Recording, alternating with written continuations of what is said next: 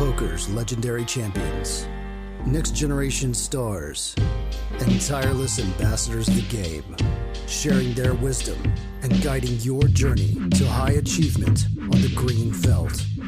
This is Chasing Poker Greatness with your host, Brad Wilson.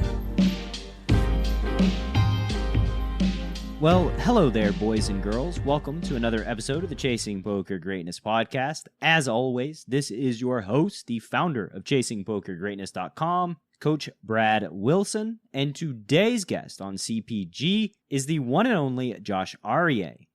Josh has been in and around the game of poker his entire adult life and has racked up more than $8.1 million in lifetime multi-table tournament cashes. I feel like I'm in danger of going full Troy McClure in this intro, but you may remember Mr. Arieh from the time he got third in the 2004 WSOP main event, the year that past CPG guest Greg Fossilman Raymer went the distance. You also may remember him from his 2 WSOP gold bracelet victories, or from the legendary bad beat he put on Bryce Yockey at the final table of the $50,000 Poker Players Championship playing deuce to 7 triple draw.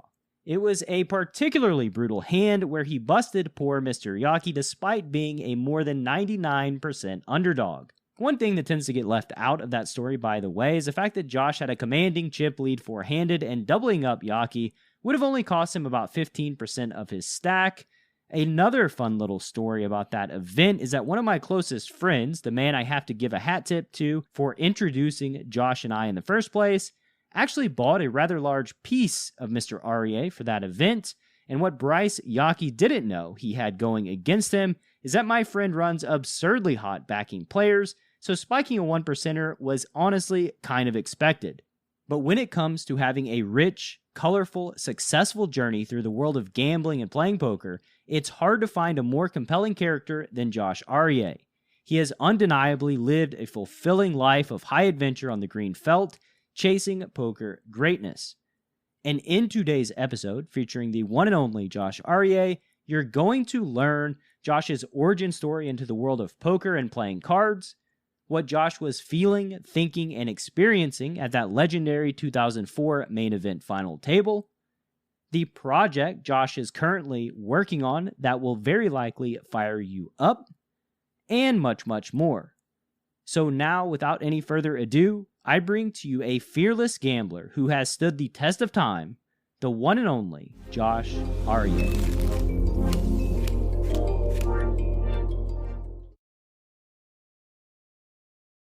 Mr. Arieh, how you doing, sir? Good morning. I'm doing great, man. How about you, Brad? I'm doing quite well. We were just reminiscing about some old private games of Atlanta's past, some ghosts in my closet. Yeah, let's keep those in the past. Yeah. It's good talking to people who've experienced similar things, I think, where, you can kind of sometimes this journey, like when things go down like that, it's very lonesome. It's a very lonely avenue by yourself. So talking to people who've experienced stuff, it's good for my spirit. Poker is a very, it's a single sport. So you don't really get to share your sorrows, and, nobody wants to hear your bad beat stories. But now it's like, we're both saying them together. It's like, we're a team. Yeah. Team of bad beat stories. Genuine bad beats though, like legit bad beats. I typically start this show out by asking about your story through cards. And this might be a long story, and this might be the only question that we ask on the show. So how old were you? Or how old are you now? When did you start playing cards? What does that look like? Well, I'm 46 now. I started playing cards when I was 17, 18. I don't really remember. It was back like I used to play a lot of pool, and I gambled playing pool. I was never into drinking and doing drugs, and like everybody in my high school was a lot of drugs, a lot of drinking. And so I found my way to the pool halls, and everybody at the pool hall would sit around and not gamble and try to get any edge that they could possibly get. Like, it's insane how big and knits everybody was. But the second that the pool room would close, everybody would pull up bar stools to a pool table, and the bartender would start dealing poker. Well, I was always good at math, so I started to realize it came second nature to see that, like, oh wow, this guy put all his money in with the flush draw, and there's only X amount of cards that he can make a flush with, and blah blah blah. So I started.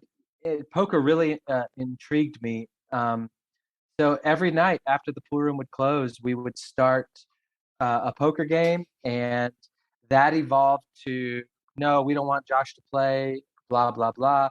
So I found you, some, like, you got kicked out of so your now, first game. yeah, yeah, and then I found home games in Atlanta, like $1 and $2 games, and I would just go broke every time. I was way too aggressive to play limit poker. Limit poker was real huge. No limit hadn't made its boom yet. And I would have these huge swings of going broke, building a bankroll, going broke, building a bankroll, no bankroll management at all. I'd go broke. I'd go get a job, get a paycheck for 200. And then, excuse me, I found bigger games around town, and started building my bankroll up. And every time I'd build my bankroll up, I would drive to Biloxi and play poker against the big boys. And I would always look over at the 20-40 limit table, be like, man, one day I hope to play in that game. And so I would just build my bankroll up and drive down and go broke and come back and build it back up again and go down. And finally, I started doing good. And I always made it a point, and I told you earlier, that I don't want to go broke the same way twice.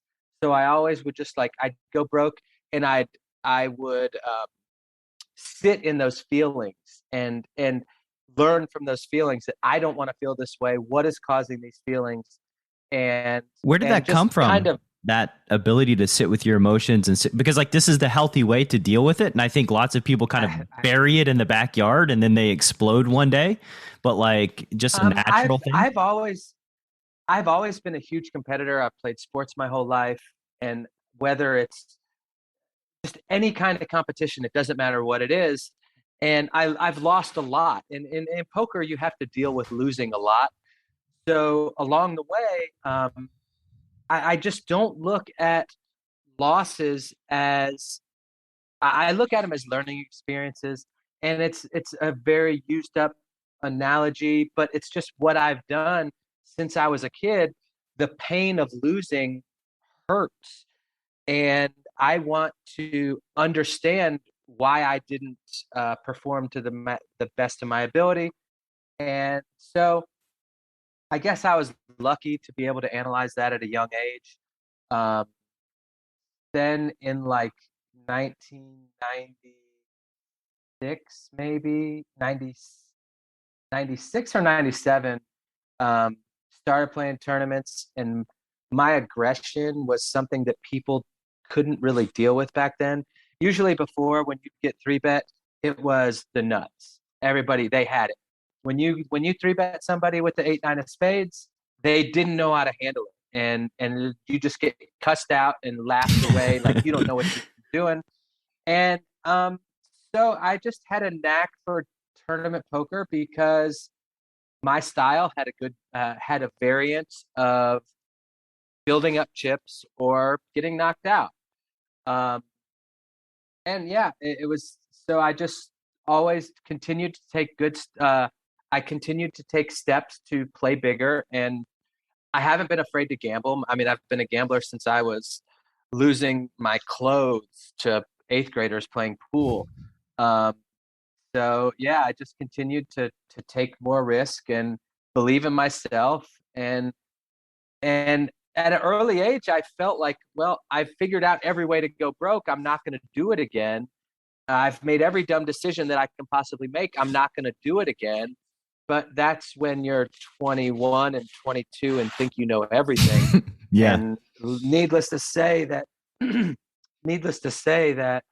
over the past 25 years, I've continued to take big strides and lose big numbers in different ways, but learn from it every time. Um, so yeah, that's basically my background. Tell me about your family life coming up. I know you're from Atlanta. Like, where'd you come from? Like middle class, affluent, Yeah, poor? my dad. No, my dad was a grinder. My dad moved to the U.S. when he was 20 after the Israeli army. My dad grew up in Israel, moved to Rochester, New York, where I was born. I have an older brother and a younger sister, and for some reason, I guess this is for a different podcast. Is my mom left when I was 2 years old, so I've never known her. And my dad, he raised three kids on his own, so it was always, I wouldn't say tough. I always had a roof over my head, and I always had food on my plate. But I always was very independent from the very beginning. I cut grass. I pushed a lawnmower around a neighborhood from the age of 10. Um, I had a job at the grocery store at the age of 14. So I've always been independent financially, uh, and I always knew that I wanted more. I saw nice things and I wanted it. And I saw how hard my dad worked. So I made it a point that, I can do the same. But yeah, we moved to Atlanta when I was 8 years old. And I lived in Atlanta ever since. The reason I asked the question is because you've never been afraid to gamble big. You've never been afraid to go broke. You've never been afraid to play high stakes and just take an edge if you see an edge. And so I was just kind of wondering, your background that led to this sort of fearlessness as it relates to playing cards for lots of money. Like, do you know where that comes from, or just innate ability? I just feel like it's just a history of gambling and understanding that I'm experienced and believing it. It's got a lot of self belief and mixed in with no fear and mixed in with some stupidity. But Delusion. yeah, delusion. I just, it's basically like just a lot of self belief that I believe in what I'm doing, whether somebody else doesn't or not, or somebody else does or not. And just go with it. And if I'm wrong, I'm able to accept the consequences and belief that I can pump back up, or you know, I I don't know. It's just it's basically just a mix of I don't care, and but more I believe in myself and I believe in my knowledge and what I'm doing, and at worst I am flipping coins. Yeah, I think. And it gets me in trouble a lot, but it does.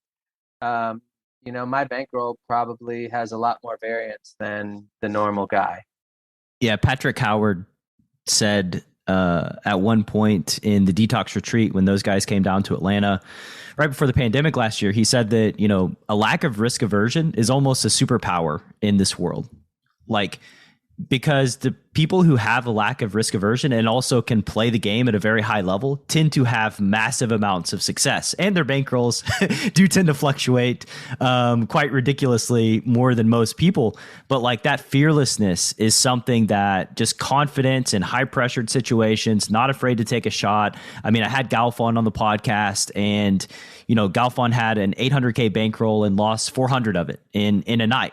Right? Like, when he was shot taking. And then he said he just moved down. He was just like, well, I just moved down. And then when I built it back up, I shot took again. Right. And this is like, you're not going to find this kind of bankroll management in any book anywhere. But like, those kids playing on Full Tilt Poker back in the day, 50 or 501K PLO, like, nobody on the planet has a bankroll for that game like that in the poker space anyway. Like, that's just a bunch of gamblers, Right.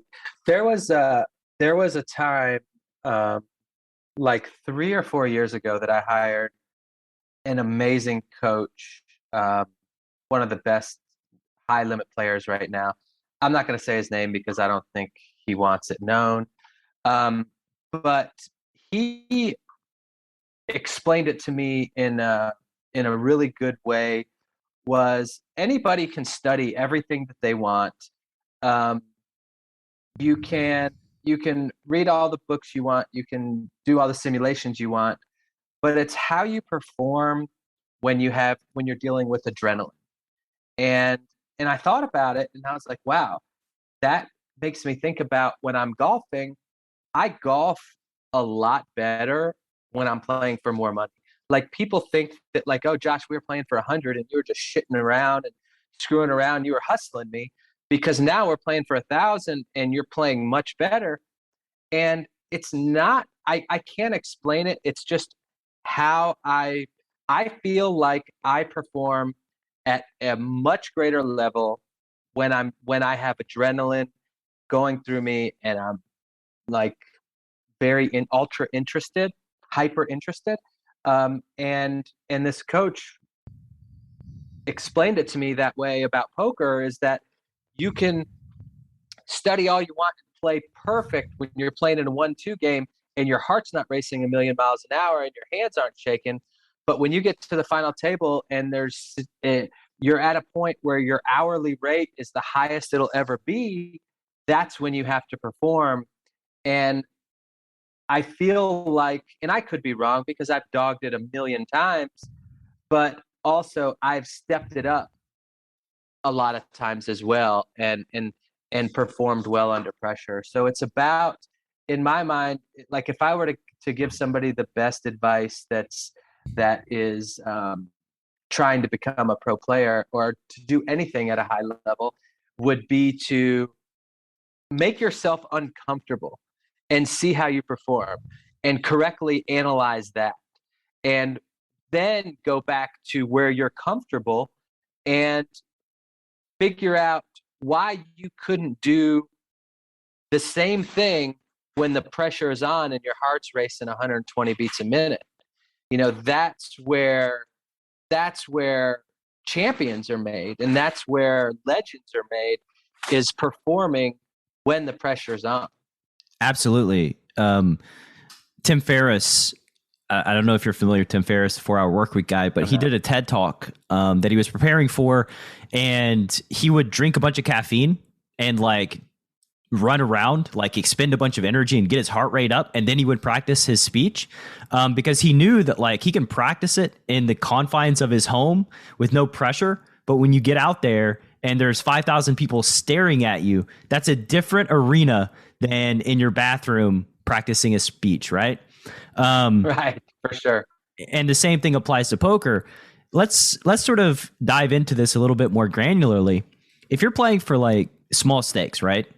You know how you feel in that moment. And then when you play for higher stakes, like how do you feel internally? Like when you're lining up to strike the ball or you're playing a big poker tournament and you have this spike of adrenaline. Can you describe like what you're thinking and how you're feeling? I don't know. I just like the more at risk, the more engaged I am. Um, it, I don't know. I can't describe it. It's, all these athletes talk about the zone, this and that. But for me, it was always like I wasn't that interested if I was playing $100 pool game if I had $2,000 in my pocket. Who cares? You don't have to win. You don't need to win. Nothing is going to change your life on that $100 pool game. But if I play for 1,000 or 2,000, or if I'm playing for more than what I have, now I'm engaged. I can't explain it. It's just one of those. It's just how I groomed myself. It's a real thing. Unintentionally. Yeah. Yeah, it is. But it's unintentional. Like Yeah. I didn't purposely say that, oh, I'm going to learn how to do all this stuff and I'm going to compete every single day so that later on I can be good. It's just one of those things, and how the only way that I can say to to train yourself is to put yourself in those shoes and then later analyze it to see what you did different and what caused you to not be able to perform and make the same decisions when the pressure's on. Yeah. There's I wish I could explain it. There's a great movie that is another example of this called Free Solo. I don't know if you've seen it, but it's with Alex Honnold, who's he climbs without mountain climber. Yeah, the rock climber. He climbed El Capitan without any harnesses or safety ropes or equipment, and he described it very similarly. That like he's like, people think that I have a death wish, but that couldn't be further from the truth. Like when you're up here and you have no safety equipment, he's like, that's when I feel the most alive, because any mistake costs me my life. And that's the most engaged and focused that I will ever be as a human being. So like, he's like, I'm terrified of dying, but like, that's part of it. That's part of what makes it such a great thing that he does, why it's so enjoyable. And people will look at that and be like, wow, like, that's actually real gambling, right? Like that's gambling with your life on this planet. Yeah. But yeah, that's another example. That's it's too just much for me. not so much for me either. But let's go back to your story. So you get crushed in limit poker, like most of us did back in the day. You find tournaments, you're finding success. What happened next in your poker career? That was like, then I started finding success and I quit my job at the end of 1998. And I just stuck to poker. I really enjoyed it. I enjoyed the downtime. I enjoyed competing every single day. And I enjoyed like the characters that I would get to gamble with on a daily basis. Like, as you know, as a pro player, you have a lot of downtime. So I got to golf a lot, and I don't know. It was to me, it was just like the next stage of my life of going from pool player to, it was the next way that I got to be a gambler. And I don't, and then I guess my first time to the World Series was in '99. I had gone to a tournament series in Philadelphia, Mississippi, where I won a seat into the main event for like $100. It was like $1,000 main event, and then I final tabled the main event.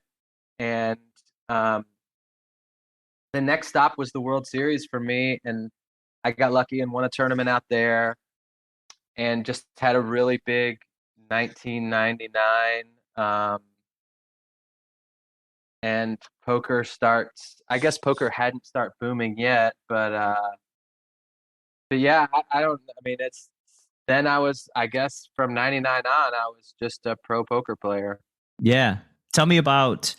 So I think the Raymer year is 2004 or 2005. Yeah, 2004. Yeah, it was 2004. 2004. Tell me about that because like. That's a crazy year. Like that's, if you're going to make a WSOP final table in the main event, that was the fucking year. Right after the moneymaker boom. So it was cool. So I had become friends with Eric Lindgren. I'm sure you remember him. Mm-hmm. And he was staking me at the time. And earlier that year, the WPT championship was the week before the World Series of Poker, and it was a 25K. And five diamond. Day 4, yes, it was at the Bellagio. Going into day 4, there was 60 people left, and I was third in chips. And there was this guy at my poker table, at my table. I don't remember his name, Muhammad something. Well, he ended up making the final table because with 60 people left, we got it in pre-flop I had aces and he had queens, and took a command, like had final table chips with 60 people left. And I saved 5% with Martin DeKneef in that tournament, and he ended up winning it. Yeah. I He ended remember up that winning one. the tournament. Yeah, Yeah. Matt Matros And came on the pod. I think Matt Matros got third that year. I remember watching it on the WPT yeah, and I like think so. Martin, he had like there were so many chips in his stack, like they hadn't colored up or something. It was like obscene amount of chips. That's cool. That was always so. It looks so much better when somebody's got a big pile of chips in front of them. Yeah, for But sure. yeah, so that year Martin won 2.5 million. No, I don't know. Whatever I won, it was 50,000. Yeah. And so like I was on like a high that year. It was the first time that I had 50,000 in a long time. I was playing 10, 20, 15, 30 limit poker still at home, paying bills. My early success in 99 and 2000, all that money was gone. Um, so that year I had put like 50,000 in the bank, and I was getting staked, so it wasn't costing me anything to play. And that run came about in the main event, and it changed my life. I was thinking about the other day how grateful I am for that year, how it completely changed the path of my life.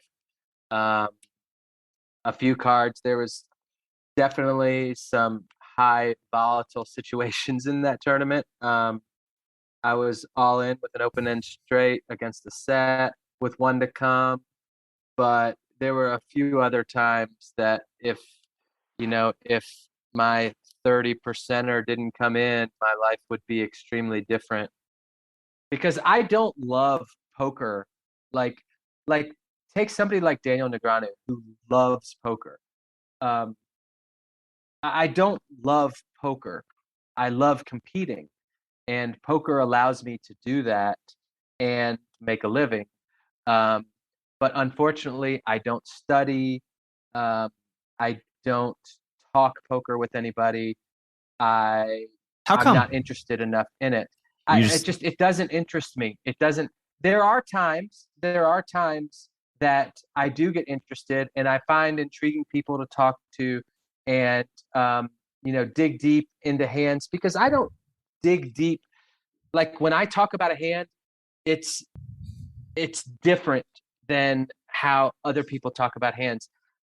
My main focus is picking on certain players and understanding what stage that person is in the tournament, and understanding what that person is trying to accomplish at the time, and combating it in whatever way I see fit.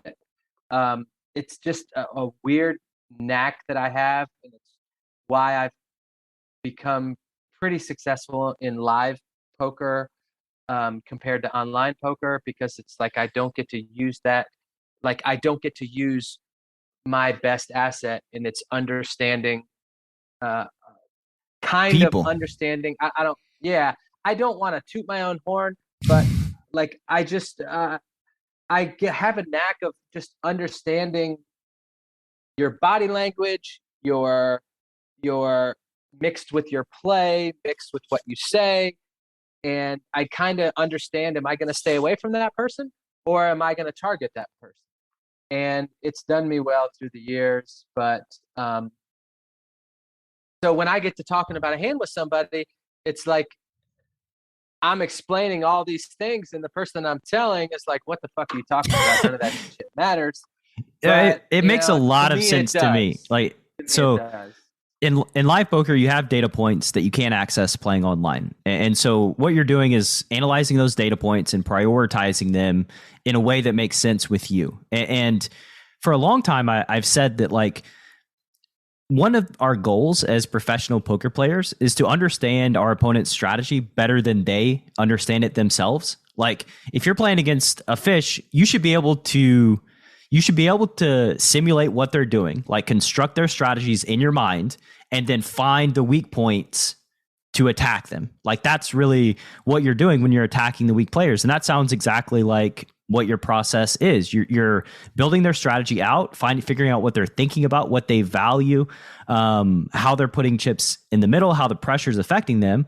And then you're just attacking the weak points in their strategy.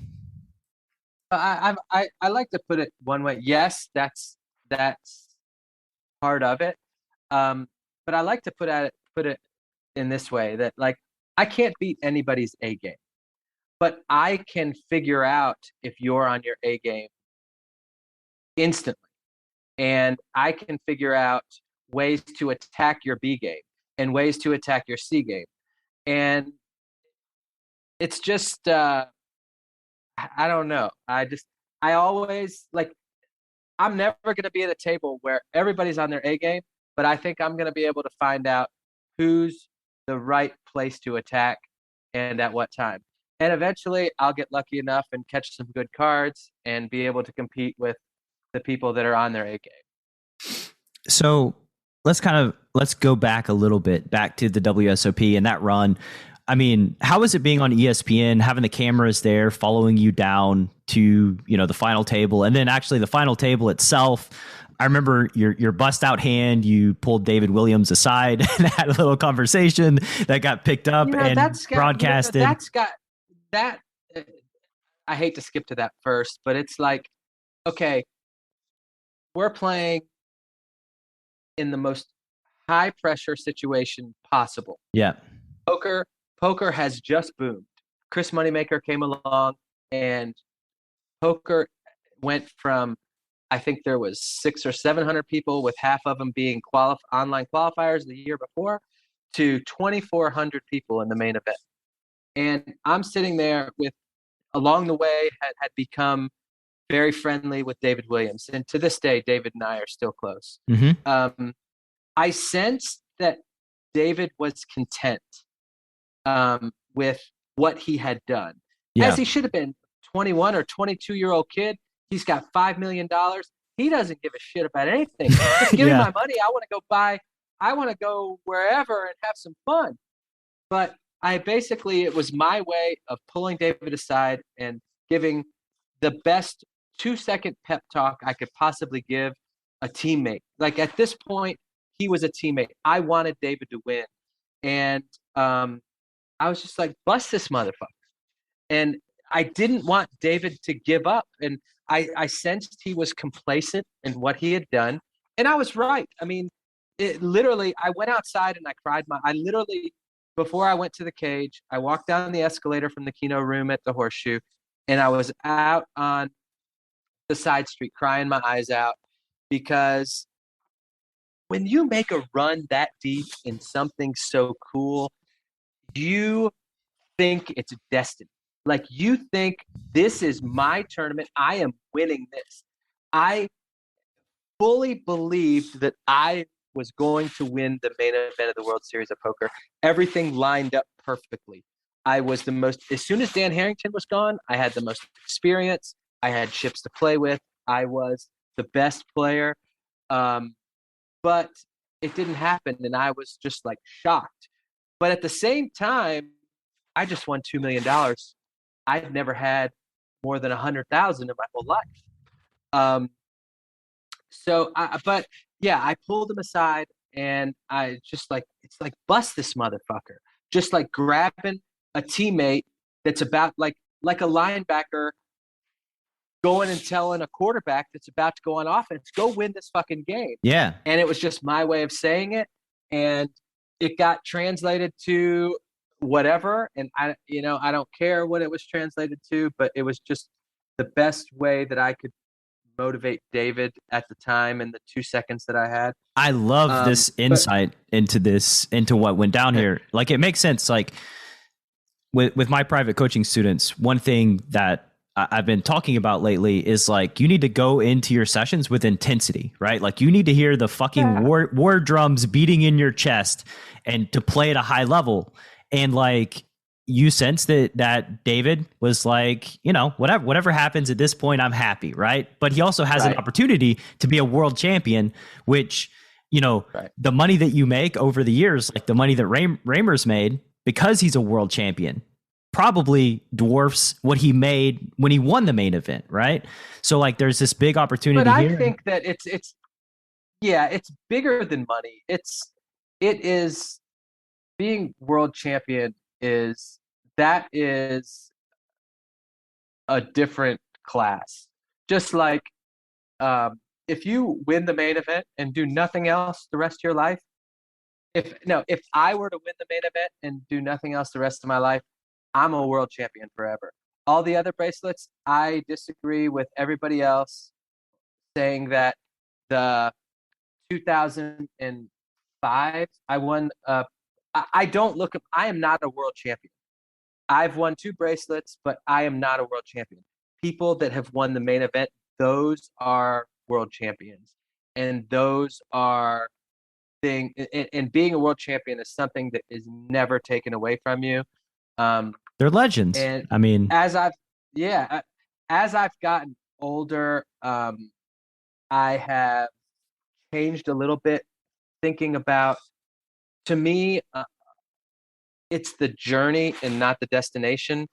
So I will always have the journey of that tournament all the way to third.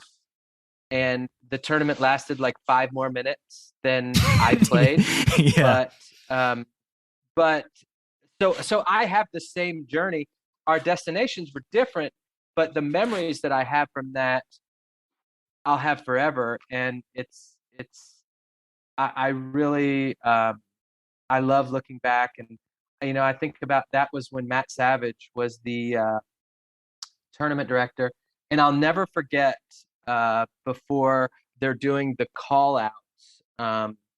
They're introducing everybody, and everybody's coming out one by one, and we're in the back in a little closet the size of a small bathroom, and we're all there, and I'm just like fucking pumped. I mean, I'm bouncing up and down. I'm ready to go. I've got adrenaline.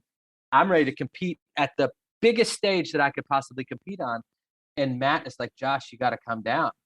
And I'm just like, fuck no, I'm ready to go. I mean, this is what I have dreamt of since, for the past 7 years that I've been a pro. Or I don't even know if you want to call me a pro back then, but I was a poker player that wanted to compete at the highest level, and I'm here, and I have this adrenaline, and it was, I still, there's very few memories that I have from 15 years ago that are that vivid. I picture the room perfectly. I can see the lights. I can see I see everything. And I'm very lucky to have that memory. That's awesome, man. That's a great story. And when you won a PLO bracelet, right? Like Yeah. a couple years later, year. the next year. Yeah. Was the adrenaline that high then? Or no, because I had similar? a huge ego. I had a huge ego. I'm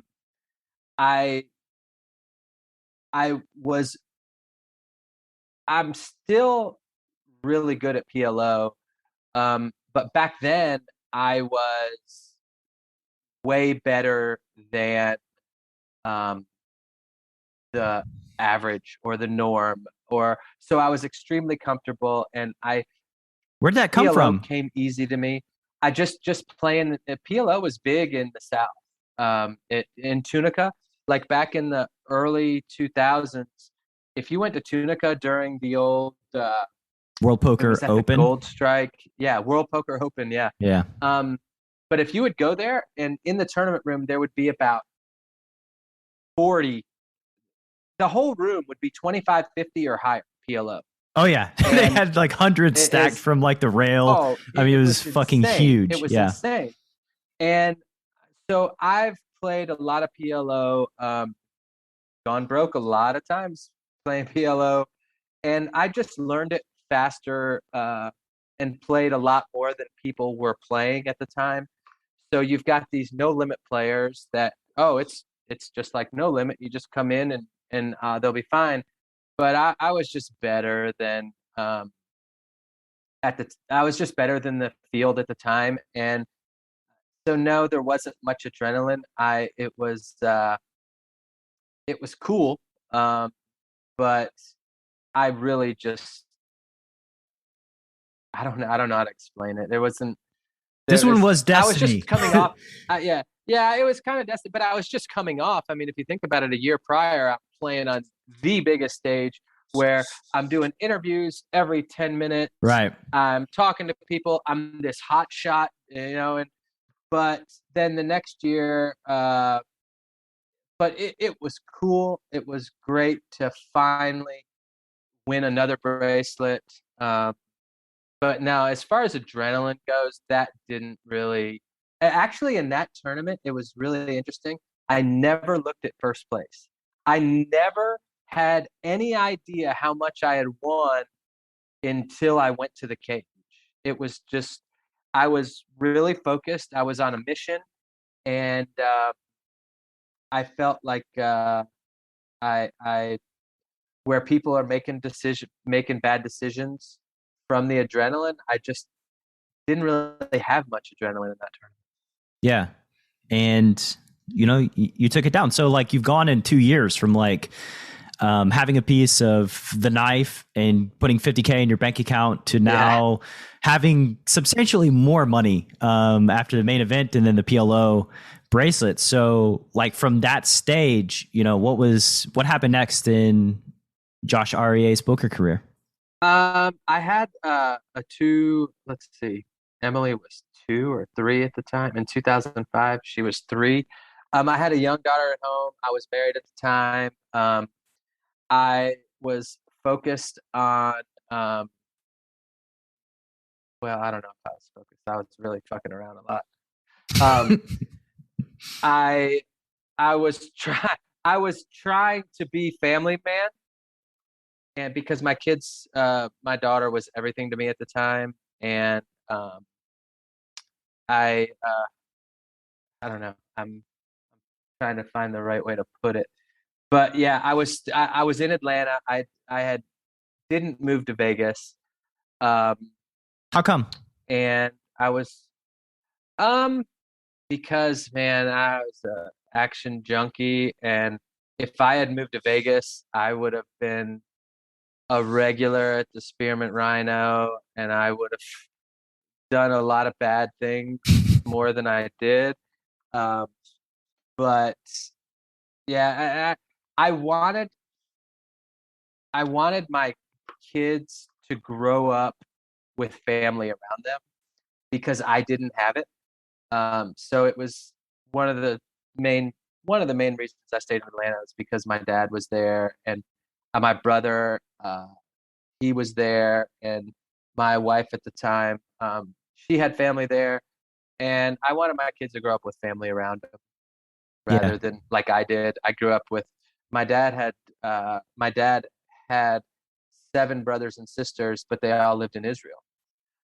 So I didn't grow up, and I didn't know my mom, so I literally had no uncles, grandmother, grandfather here, nothing. It was just basically me, my brother, my sister, my dad. Um, so So you stuck that's in Atlanta. that was yeah, I think it makes sense, especially like with young kids, and also yeah, sort of understanding your weaknesses as a poker player or person is like, yeah, I probably don't need to yeah. move to Vegas. Because I mean, No, no matter how much money you have, it can all turn into dust yeah, in the middle of the night in yes, Vegas. yes. Um, And it definitely would have. I was too rich, too young, and I would have. It would have been. It would have been fun, but it would have been ugly. It would. Looking back, um, I've made plenty of mistakes along the way, but I wouldn't change anything that I've done. I'm always. I like to live in the moment and live in today, and everything that I do is a lesson along the way. So I don't ever, you'll never hear me say, "I wish I did this, I wish I did that." It's always, learning from that experience and building from that experience. Like a kid, right? Like you're sitting with your emotions and Yeah, what do I exactly. learn from going Yeah. broke? What do I learn from this mistake? Right. How do I become a better person? So since you're living in Atlanta, Right. what games were you playing in like during this time? I guess online poker was quite big and you were a full tilt pro, but I don't know how Yeah. involved you were with them. Yeah.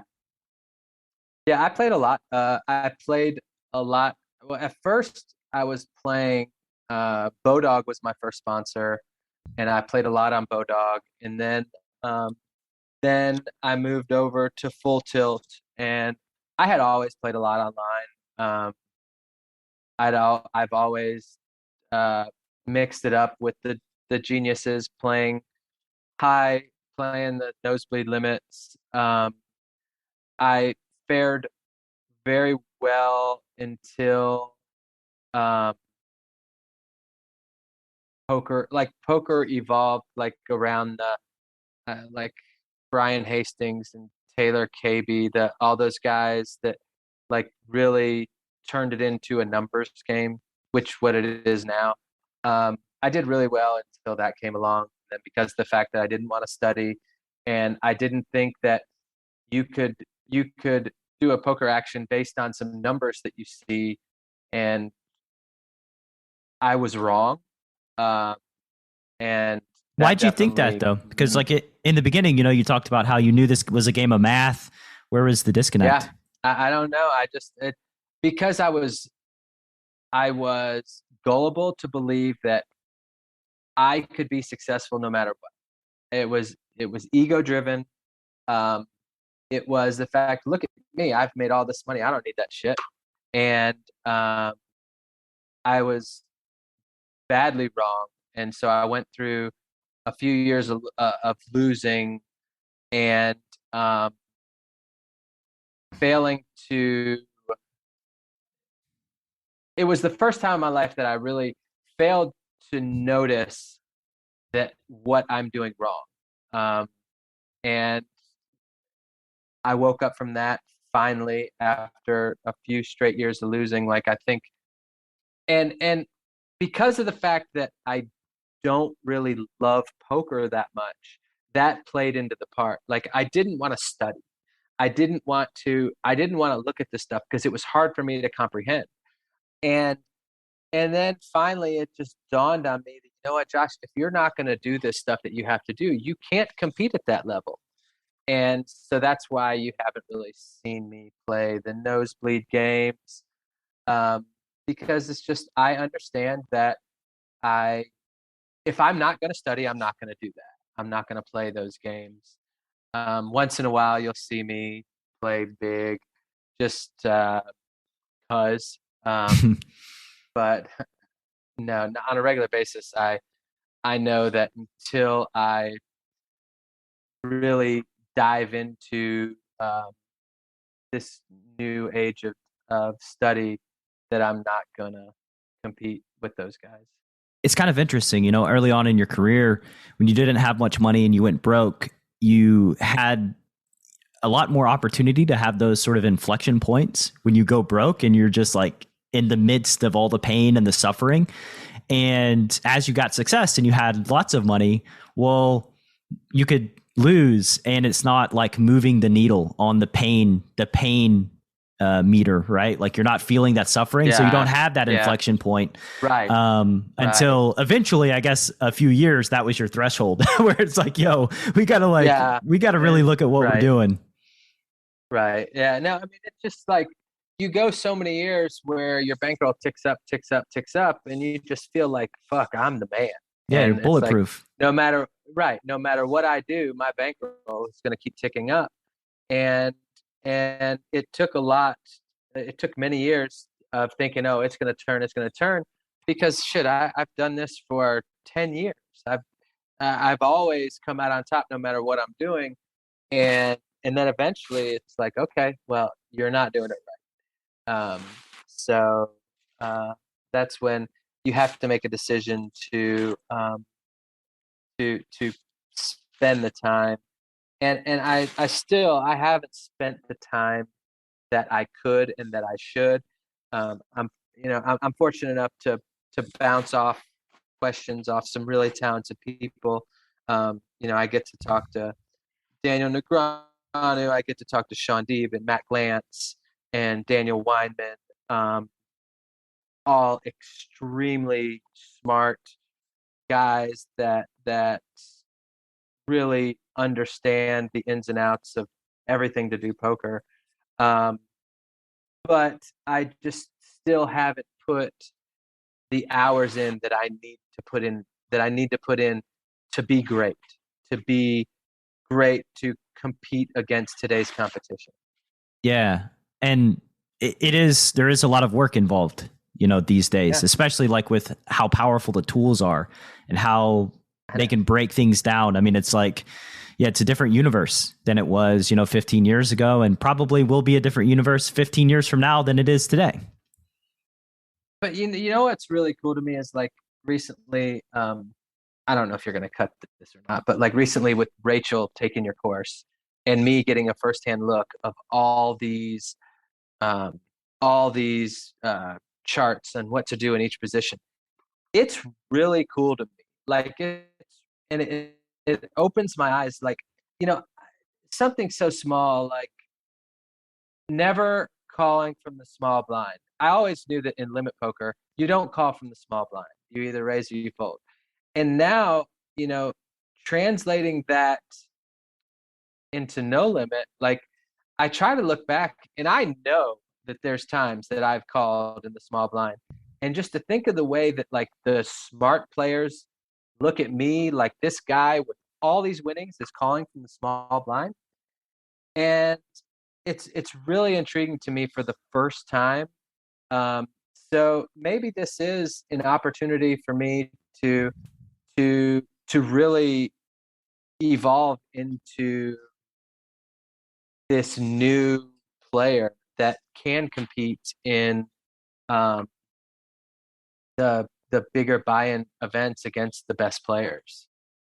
In a world where a fish donk bets the flop and you don't know what to do, one man, Coach Brad Wilson, has a surefire plan to neutralize flop leads and rip that dunk to shreds. Nuffle. Available now. Go to chasingpokergreatness.com/Nuffle. Rated R.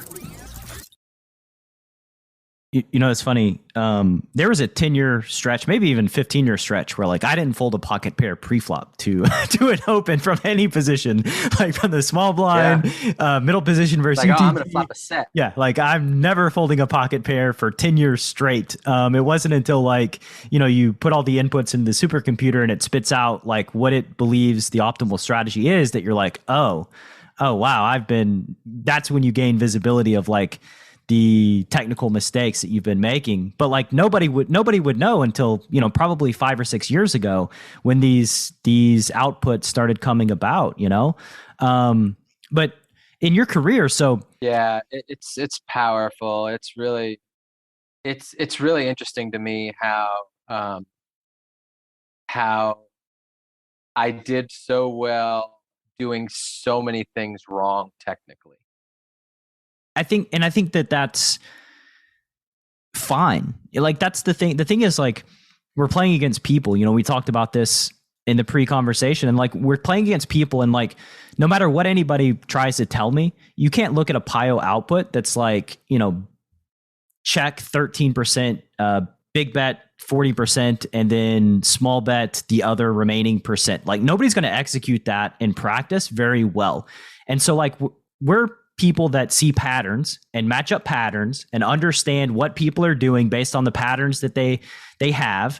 And whenever you're able to kind of do that, and the way that I think about pressure, by the way, is like, if I watch a friend of mine play a big pot, I'm nervous for them. Like it's weird in that like I feel nervous for them, but then like when I'm in the big pot, it's like everything kind of slows down around me and there's only like this decision in front of me and that's it. And like, I don't really think about anything else. It's just all blocked out. And that's sort of like how I experience those big moments. And I think that for people who can take the pressure in like that and make good decisions in spite of the pressure, there's always an edge to be had against even the highest level of technical ability, because sometimes those people fall apart when, shit gets real and there's a lot on the line. Right. Right. Yeah, no, that's why they the old adage of pressure busts the lead pipe. And it does. It's true. I mean, it's true. You see the richest golfers every year in the Tour Championship, when they're, every putt is like $1 million difference when they get to the Tour Championship, and there's so much money at stake. And you can see the same thing when guys are in Q school. And it happens in poker. It's weird that, what your brain will do to you when the pressure is there and definitely apparent. Yeah. So you realize that you don't have an edge in like the nosebleed games online.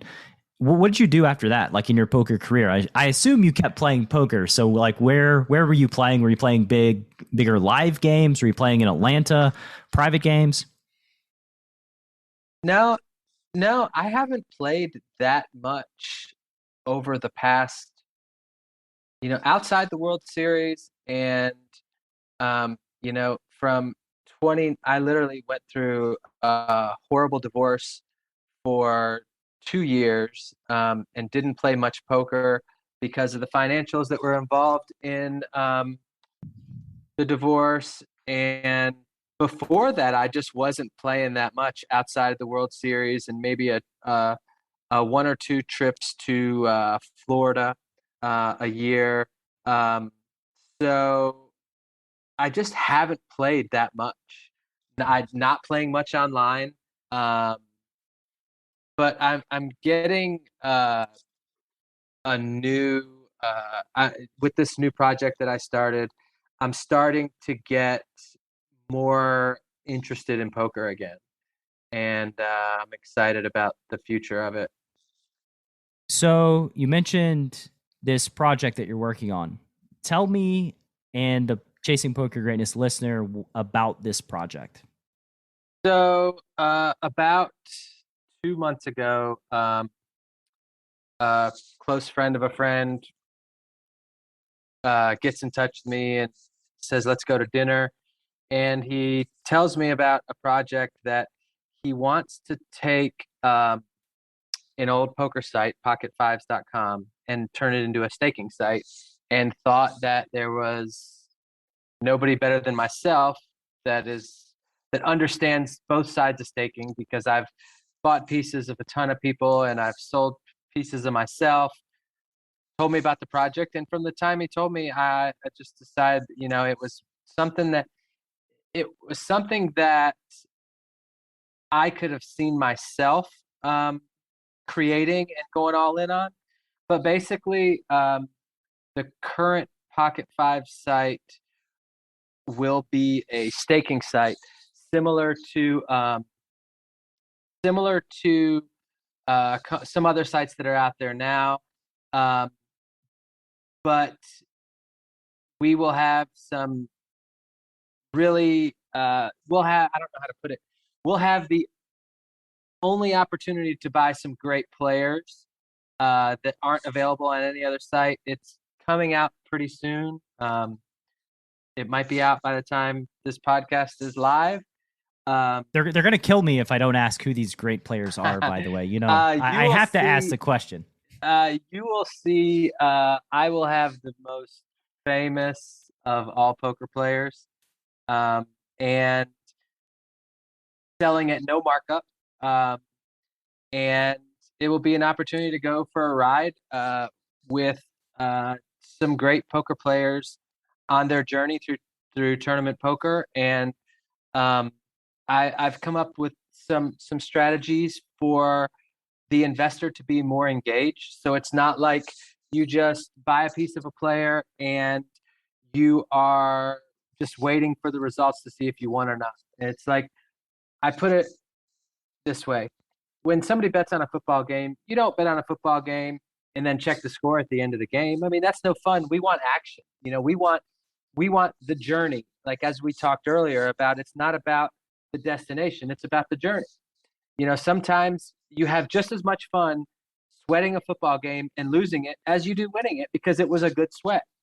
And the way that I've set up the Pocket Five staking platform is that it will be a lot of fun to sweat these players along the way. And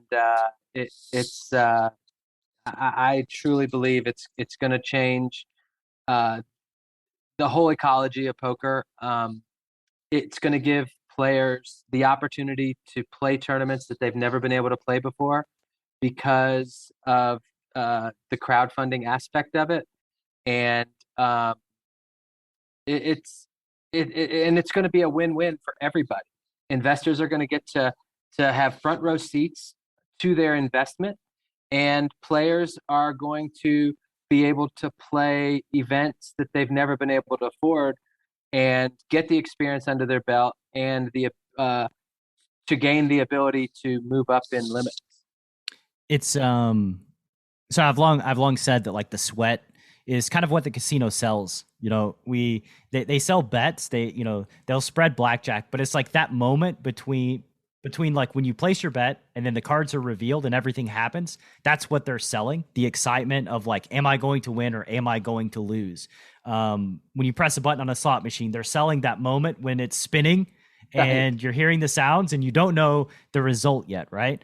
So the sweat is a big part of this. One thing that go ahead. Well, just I always ask myself, like, there's been probably 5 different times that I would post up on my Twitter and say, if you're selling pieces, hit me up. And I ask myself, why do I do that? Do I do it for strictly ROI or because I think a guy's good? No. Do I do it strictly for being in action? No. The reasons that I do it are, one, I want to help a young guy that is coming up, somebody that I feel like is a good guy. But mainly it's like I enjoy hitting refresh on my phone and sweating something that I don't feel like is negative EV. I mean, yes, I could go and degen in the casino, but instead of giving up 2 or 3%, I feel like if I pick the right guys, I'm degenning with a little bit of an edge. So and it's fun. It's so much fun. And the way that we've got the platform set up, there will be unique sweating features that the investors will be more engaged than ever before. And they'll have the player at their fingertips, and they will experience the journey right alongside the player. It sounds awesome, and I'm sure we'll have more details. Yeah, I will. I'm sorry. It's sorry to be so vague. It's kind of bullshit, but yeah, it's happening soon, and I don't know when you're gonna make this podcast live, but there could already be a big announcement by the time this is live. Yeah, I think this episode is going to drop near the end of September. So yeah. Like So, okay. Well, I guess we could rewind and say that I'm the exclusive place to buy a piece of Daniel Negreanu. He's going to sell to all his World Series of Poker events on pocketfives.com. And we'll have on the site, you'll find between 5 and 10 other prominent players if you're unable to buy a piece of Daniel. But yeah, you should come along and sweat it. I'll be investing myself.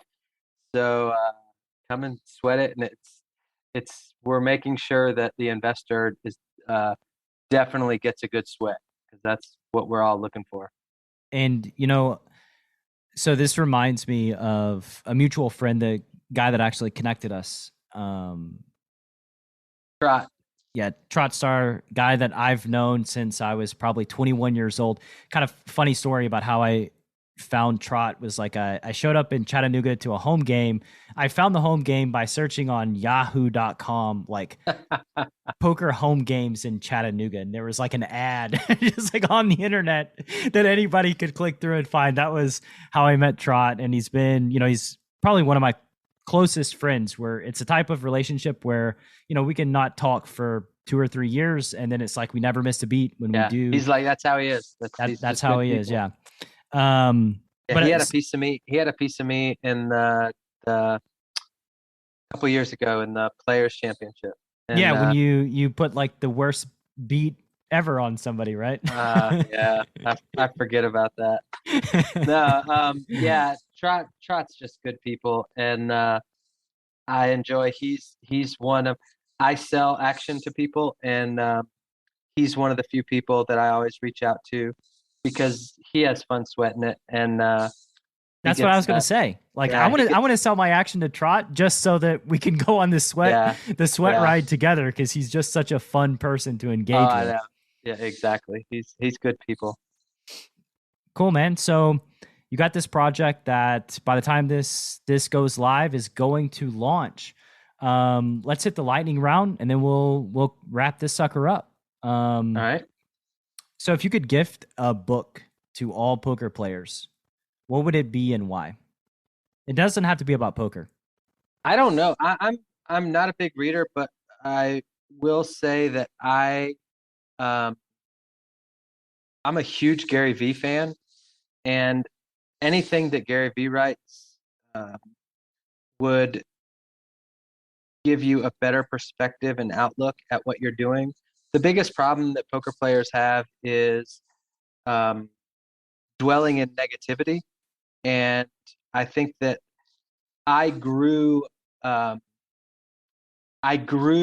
more about 5 years ago when I started taking responsibility for things that happened to me and trying to find a positive outcome of everything that happens, no matter what it is. And I think that people can grow as a poker player far outside of the technical hand-by-hand stuff.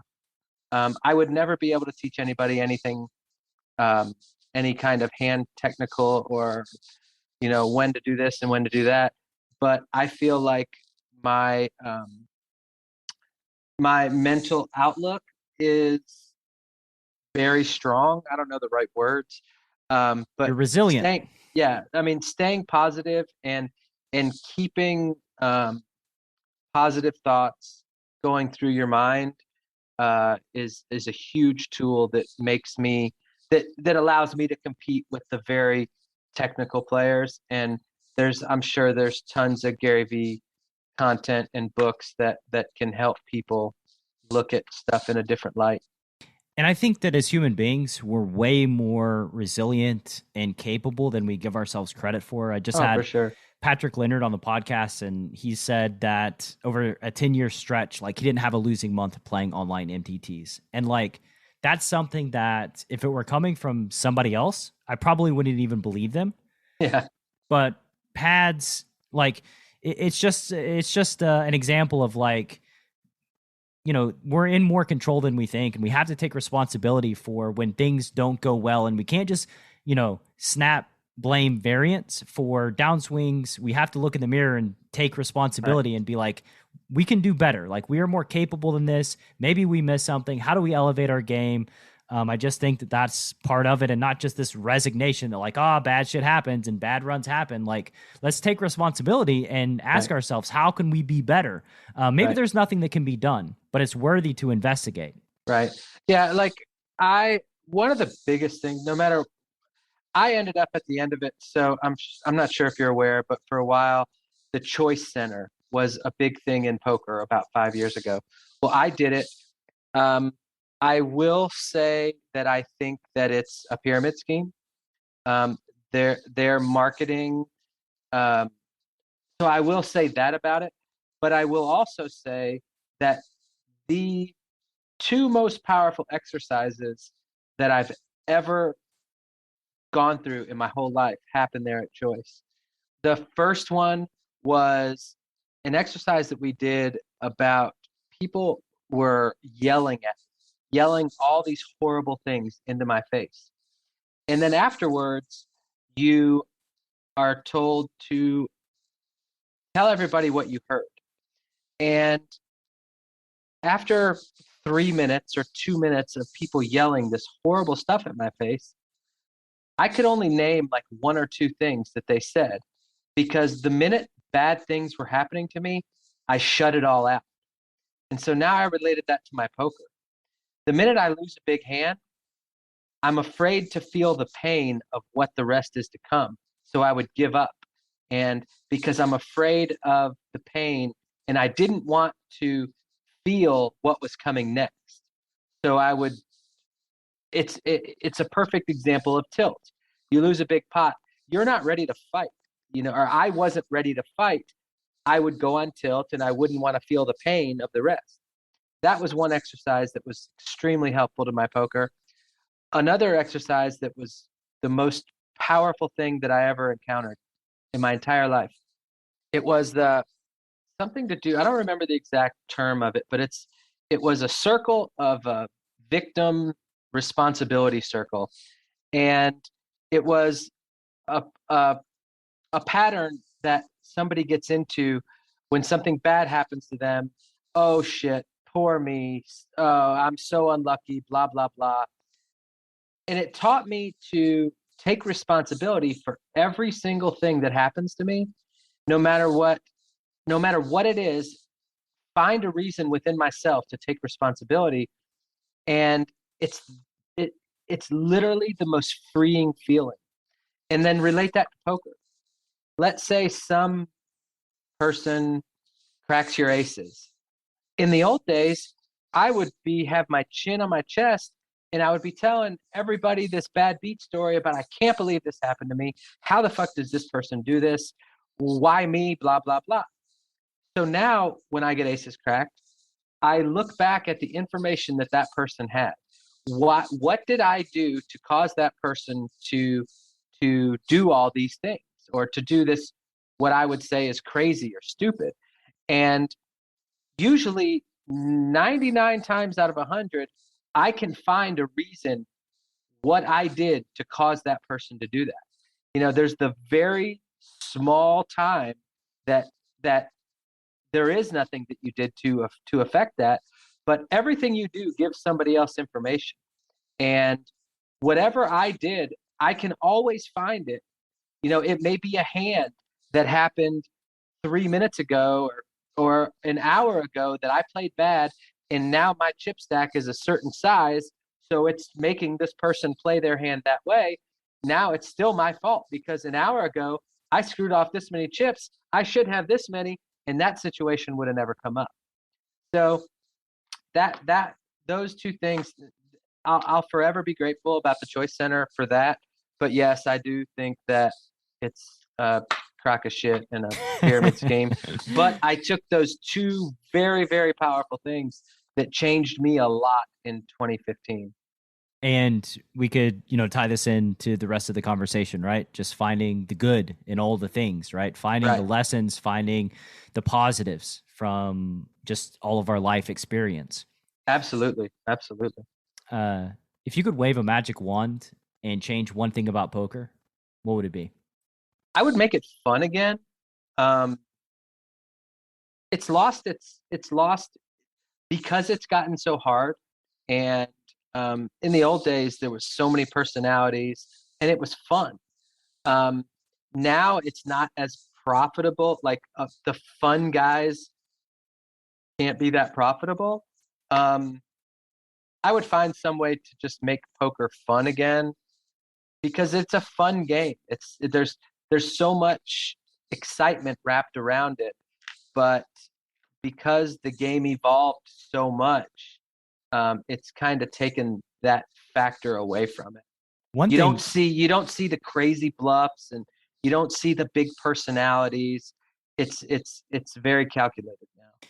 Yeah, I think one thing that's changed, at least in live poker, since I've played, I haven't played much live poker the last 6 or 7 years, but most of the games have gone private. I mean, so you kind of have to be a fun player in like Vegas and stuff to even get into the big private games, right? And I think there's a lot of negative there, but I think that there is a lot of positive in that, like, they're putting the games together that are enjoyable to play in. And there's something to be said for that. And if we want to look, if we want to blame somebody, talk about responsibility, right?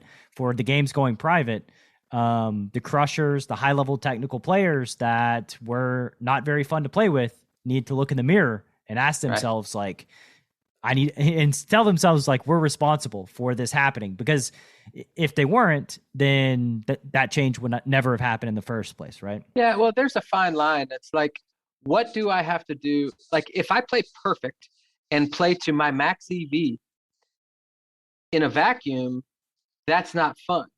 But you have to think outside the box.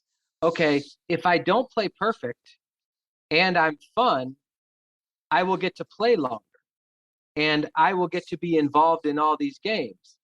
So if it's a matter of changing your technical strategy to add a personal aspect to it, because you have to cater to people. Like the big whales that are playing for fun, it's not fun to sit there and know that you're playing against a guy that is playing perfect. You want to play against a guy that's going to gamble. So if I would, my advice to these guys that are absolute crushers and play absolutely perfect, don't focus so much on playing every single hand to the max EV. Give up a little bit here and there to be able to be involved.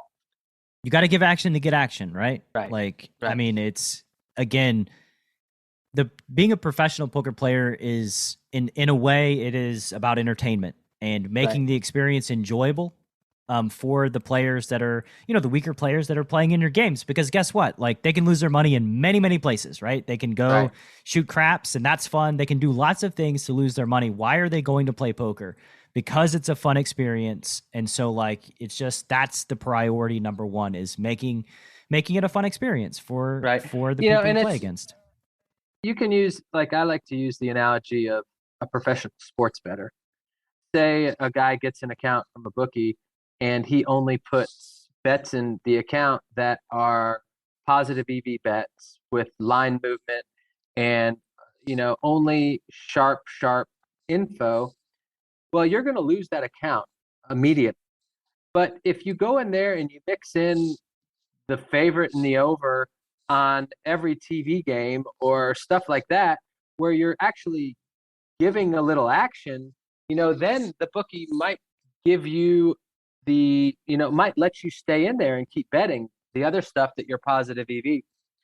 So it's really important for smart people to evolve around the personable aspects of gambling, rather than just thinking that you're just playing a machine and you get to play perfect all the time.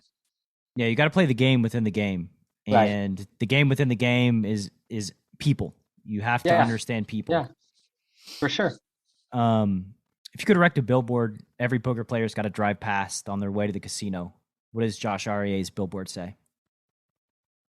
Just be nice. I mean, it's like I'm just thinking about, like, driving to the Rio every day, to the World Series of Poker. And, it's funny coming from me, be nice. But the thing about it is that these dealers deal with assholes all the time. They work their ass off.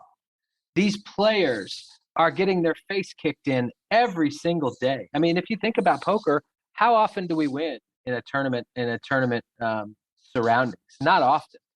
And just, be nice to people and just try to not ruin somebody's day because you have 5 minutes of bad things happening or something. I just see too many dealers just get cards thrown at them. Too many bad players that are in there playing for fun. And, I hate to use the word bad player. I usually use the word, like, unknowledgeable or amateur. It's like they're playing for fun. And just because the fact that they didn't study GTO for 87 hours last week doesn't make you any better than them. And these people are actually making it possible for you to play. So be nice to these people. Make these people enjoy their experience. And also at the same time, be thankful for the dealers and the floor staff that make all this possible. And yes, they're making money, but they're not getting rich. Yeah, this is the world we live in. Yeah, but they're not getting rich. I mean, some people are getting rich, but not the dealers and not the floor staff. So just fucking be nice to people. Yeah, I agree wholeheartedly. And the way that I tend to label, people say amateurs, wrecks, fish, whatever label it is, like I think of them as instinctual players. And that's just, they're human beings that lack knowledge and that are playing based on their instinct, what their emotions tell them to do. That's why most instinctual players tend to play very similarly, because they're just in a spot. They don't know what to do. They don't have a mental map. And so they just do whatever their emotions tell them. And I mean, if you really look at it granularly, you can go down deep in the tree, and like many pros will have moments where they're unstudied and have an instinctual reaction and use very, very bad strategy. So yeah. And plus, I've said it on the show many times, anybody that's like successful enough in life to drop 30, 40K at a poker table and is like just fine with it, they've accomplished some shit that no poker player ever has. Right. So like, yeah, just because you're great at poker, or just because you've built your life around poker, it doesn't make you any better than just this guy that decided to shove with 10 jack offsuit. I mean, you're better at a card game than them. Right. And that's it. Right. Cool, man. So final question, the Chasing Poker Greatness, if they want to learn more about you, where do they go on the World Wide Web? And you can also direct them to the Pocket 5 staking platform that's launching. Yeah, no, I don't know. I guess if you want to learn more about me, I don't know. I don't really have much out there. I mean, I'm on Twitter, but it's basically, I use Twitter as just like a troll account to pick on friends and make fun of people, just have fun with it. But yeah, I'm really passionate about this pocket5s.com staking platform that I've spent a lot of time. This is basically my first venture into the business world, and it's been interesting learning so much stuff about. I used to think I was smart because I could play poker or whatever, but I'm really learning a lot now, and I'm really enjoying coming into an office every day. So I'm putting a lot of all of my time into this. So if you want to invest, come on the site and find you a player to buy a piece of. Maybe you'll be lucky enough to see some of Daniel still available. And if you're a player that is looking to get better and go up in the ranks, you can fill out a form to an application to post your package on Pocket Fives as well. Awesome, man. That's pocket5s.com, pocketfives.com. And by the way, you said is Pocket Fives going to be like changing across the board? Because I know they're like a tournament site right now with poker forums and all of that. Like, is this like a total gutting and rebuild? Right now, we didn't have time to revamp the whole site. So right now, the staking section will come as a pop-up and open in a separate window. But after the World Series, we are gutting everything and revamping the content to more in lines of staking and about players, about the lifestyles of players, like the old poker content when it wasn't so technically driven. And we're going to focus on the player side rather than the industry side. Yeah, that's why, I created this podcast in the way that I did, because the journey, the stories, that's what brought me into poker, and that's what I love. So thank you very much for your time, man. Can't wait to see the launch of your staking platform on Pocket Fives, and we'll have you back on in a few years and see how things are going on. Absolutely, Brad. I appreciate you, man. Anytime. Thanks for listening to Chasing Poker Greatness. You can subscribe on Apple Podcasts or on your favorite podcast app. Go to chasingpokergreatness.com to get the newsletter, join the Greatness Village community, book a coaching session, or dive into the latest data-driven poker courses. Follow the show on Twitter at CPG Podcast.